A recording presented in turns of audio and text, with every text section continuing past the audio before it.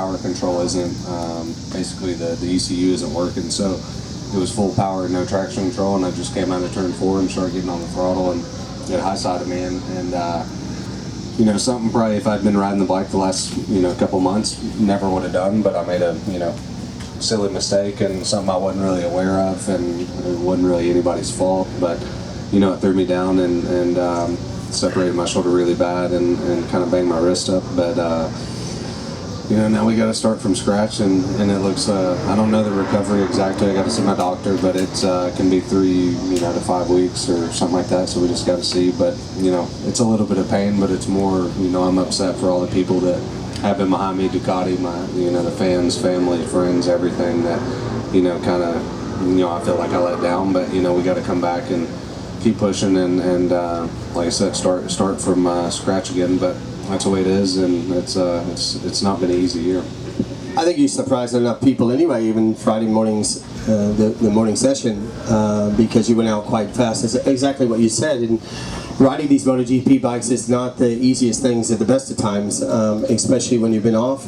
But, Ben, I know that you've been training and trying to physical conditioning to try to get to back where you wanted to be. You had that chance to be able to come out here, but you've been able to watch the World Championship. It's incredibly tight, and this place especially.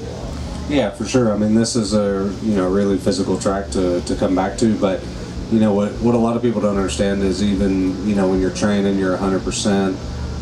When you do a full weekend at 100% the whole weekend, Monday morning, you can be in the best shape in the world, and you are sore, from head to toe, and it's amazing what a 45-minute race will do to you.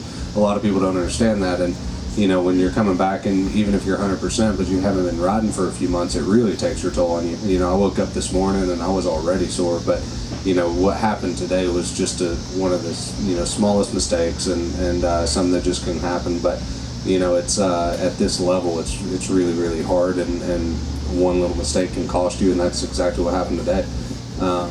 But that's the way it goes. Yeah, it's the same that we've seen it happen this year to Danny Pedrosa in Germany. We keep on hearing this cold tire or outlap crashes and things like that, and I don't think that people really realize that temperature on the asphalt, temperature on the tire, the amount you actually push out on the very first lap, and so on. I didn't see the crash at first, and I didn't know it was the actual first lap. Cal said he saw where you had fallen off, and then they said it was big. So we knew it had to be something cold or a blip in the system. Obviously now with such a thing to happen to such a top rider, a world champion, will they cure those systems and that it doesn't matter that you're in first gear or not, it should have a certain amount of control? Or there's a flashing light that says, Ben, there's nothing underneath you other than the asphalt. Yeah, it's hard. I mean, what happened to Danny, what everybody saw in Germany was a cold tire issue. He was going really slow, got launched to the moon, broke his collarbone. Jorge Lorenzo at Laguna Seca, the tire was up to temperature, but he had done the launch control and he never left first gear. So there was no traction control in first gear, and it high-sided him. Today, my tire temperature, everything was fine. We looked at all the data. Basically, if that would have happened on any other lap, nothing would have happened, but it was 100% throttle, no traction control, and that's what happened. So I think they do need to, which they have improved the tires quite a bit compared to where they were 3 years ago, but they need to work a little bit more with that. But the bikes are so sophisticated now. What about a locking on this system? What about a lock that it doesn't allow that kind of thing to happen? I mean, again, it's not like you're a rookie or someone that hasn't ridden a motorcycle. And riders are getting caught out. When Valentino broke his leg, it was a cold tire. Your riders are underneath pressure to go out there and push as hard as you can. And the nature of the beast is you've got to push the systems. You have to continue to push against those walls of those systems. And therefore, when you tend to go out with a cold tire, or like yourself, not really paying attention to, hey, I didn't put it in second gear. And to me, that sounds kind of, excuse the word, stupid, that we don't have a system that catches that, or hey, by the way, and maybe that needs to happen. Well, in some of the ways, the way the electronics have evolved, they're so, they're so perfect that, but then again, they're not, in that way. it's not like Valentino ran out of talent when he crashed. No. It was a cold tire, and that's what happened. And the same with me today. I wasn't even doing anything, but since I'm used to the electronics, which you have to be now to go fast, and they're tuned to go a certain speed. That's what happened to me today. So, like I said, I'll raise my hand to I was 70% the problem today, but it was still that reason why it happened. So it's just the way it is. Like these electronics now, if you go around and you come out of turn 3 and you have a big wheelie, the next lap when you go through there, it auto corrects, and it's going to take more power out because it knew you wheelied more the lap before. So you have to be so consistent these days, and you have to trust the electronics so much because they're self-learning and they're always changing. So the more the tire spins, the next lap it's going to put more traction control in it, or things like that. So you have to be so consistent, and they're learning so much, and you have to trust the system so much. And then as soon as you let your guard down just a little bit, things can happen like they did today. So, something so easy that happened to me today, yeah, I wish they could have, some way to make it better, but obviously they didn't. And like I said, if I'd been riding the bike, in the last few weekends, it probably never would have happened. So it's just one of those things that sucks at the end of the day, but that's just how it is. The way I wheelie around this damn track, you'd think it would never freaking go around the second lap. I mean, it would be memorizing. You can't wheelie these bikes like you used to in the old days. No, I know. I don't have any of that electronic stuff because I want to wheelie. But when you look at that, when you discuss those systems, and again, you're always pushing the boundary because, to a street rider, someone who goes and does a track bike day, and then you have these electronics, and then they go, am I hitting those things? Am I doing it? Obviously, if you said number 10 was the maximum, where it would pop and misfire like they used to maybe 4 or 5 years ago, to the point where now it's really hard to actually sense of what's going on. You can kind of see the data and stuff like that, but it really isn't a testament what's really moving forward. But again, pushing those boundaries kind of makes you ride a bike in a certain way. If I gave you a loaded gun, you'd treat it as a loaded gun. But now I'm giving you a gun that sometimes has a bullet in it and sometimes doesn't. And so you're kind of spinning that chamber and not really knowing. And although you're set in ways of going, I got to gas it hard here, this is what the routine is, this is what I do. If all those parameters aren't met, tire temperature, what you're in the corner, things could go haywire. Yeah, that's what it is these days, are parameters with the systems. And, I spent a lot of my career in superbikes. Learning how to save the tire, learning how to ride around problems. When now it's you have to treat it like a video game, where I'll bore you a little bit, but I'll just explain something so you can understand it. Where you come out of a corner in second gear, you say you want more power in this corner. You can tune the bike for every gear and every corner and every part of the section. And you can watch your throttle trace go up 100% throttle and see it spike up, but then you can see the other graph of actually how much power it's giving you. So I can go to 100% throttle, but it's only giving me 50%. So there's so many different things these bikes can do, and it's got so electronic based and so tire based that it's not. I'm not saying the best rider doesn't always win, but it's just a different ballgame than it was 4 years ago. Again, my concern is you guys are still high-siding, and everybody here would be going, if they got a limited slip and this control, why are they still high-siding? Again, if you're just outside those parameters, tire pressure and the heat of the tire and so on, it's important to go out. Not that if it's cold, it makes a big difference when you go out. For me, that's where I have the discrepancy. Again, you're talking about you can hold the throttle full, and even though it has 240 horsepower, it's probably only putting on 120 in a certain area. But again, what it's teaching you is to do this and let the systems work. And then when those parameters aren't right and you're doing this, instead of going, I know that it's wet out here, and I know that I have to be easy, it's easy to get caught out.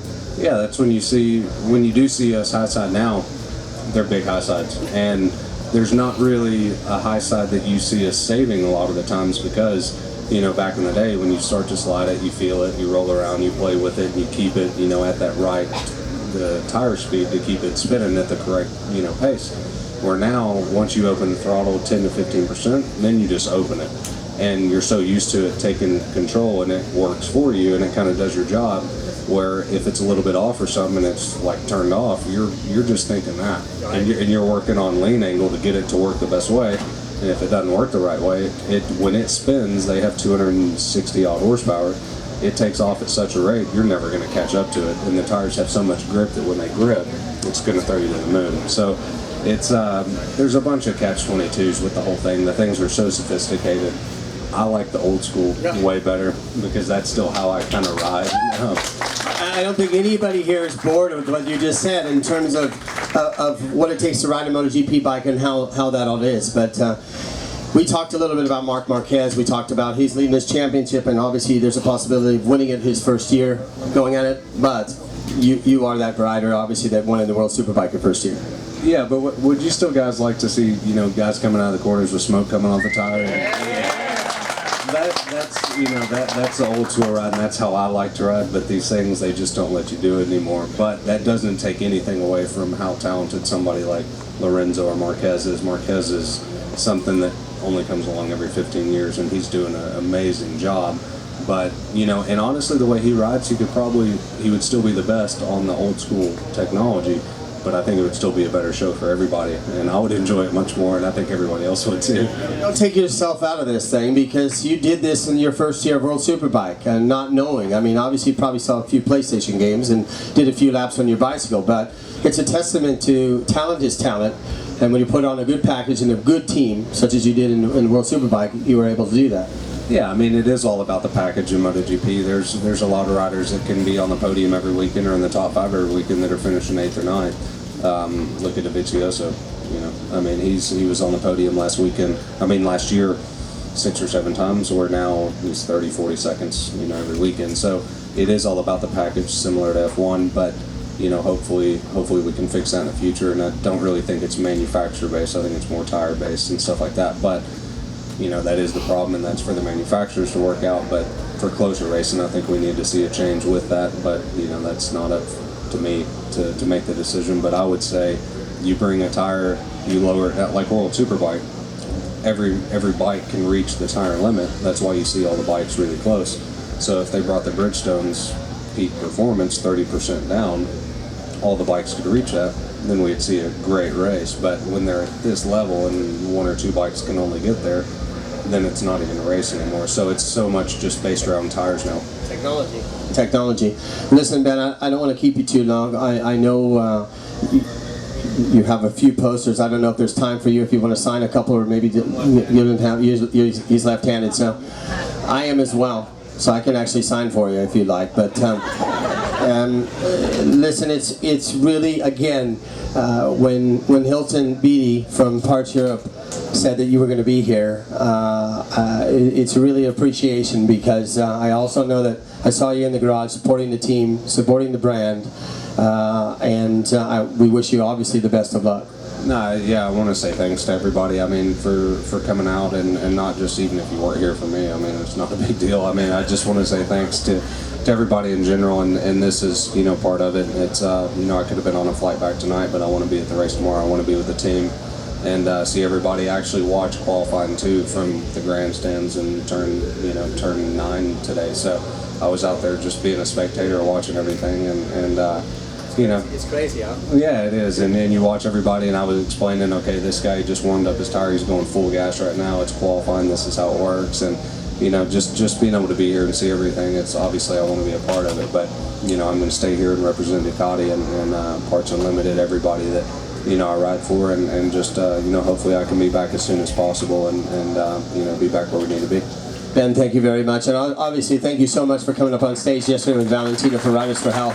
We wish you the best. Thank you. That's all.